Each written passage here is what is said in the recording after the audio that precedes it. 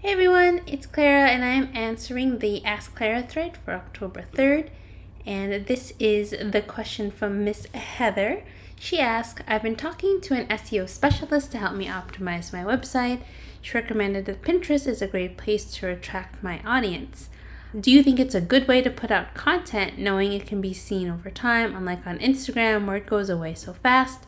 What else should I be considering if I go down the Pinterest road? I do agree it's a great way to leverage content you have already, because I know that is something that you have.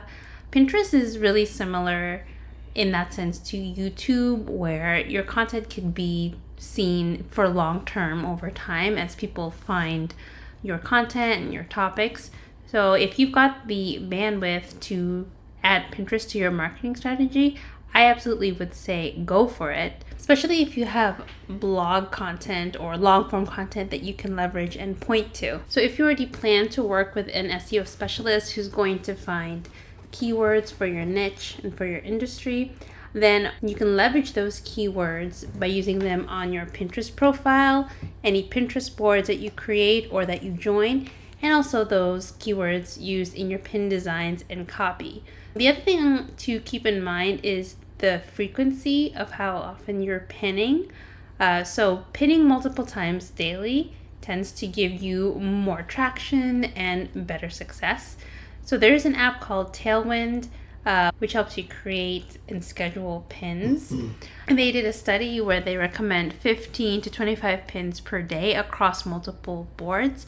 And I'll show you a quick example of that. I'm by no means a Pinterest specialist at all, but I did want to at least show you the Tailwind app that one of my clients is using.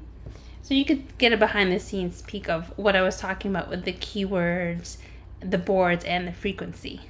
So this is the behind the scenes view of the Tailwind app for one of my clients. She's a quilter.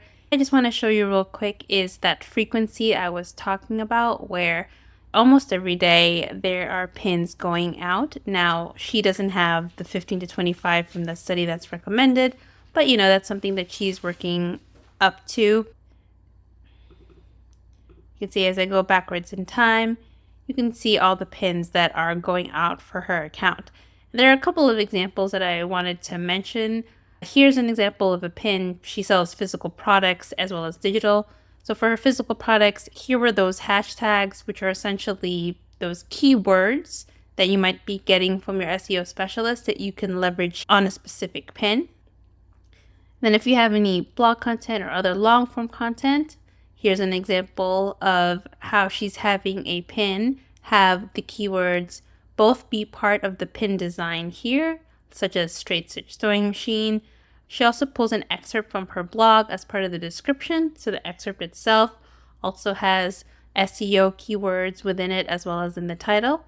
So again, those are multiple places where you could be re-leveraging those keywords and boosting Pinterest SEO as well as your website SEO. I don't know if Tailwind is something you were already using or familiar with, but if you hadn't heard of it, you could definitely check it out. They do have a free plan, so you could test what it's like to create and pin across multiple boards on different days of the week.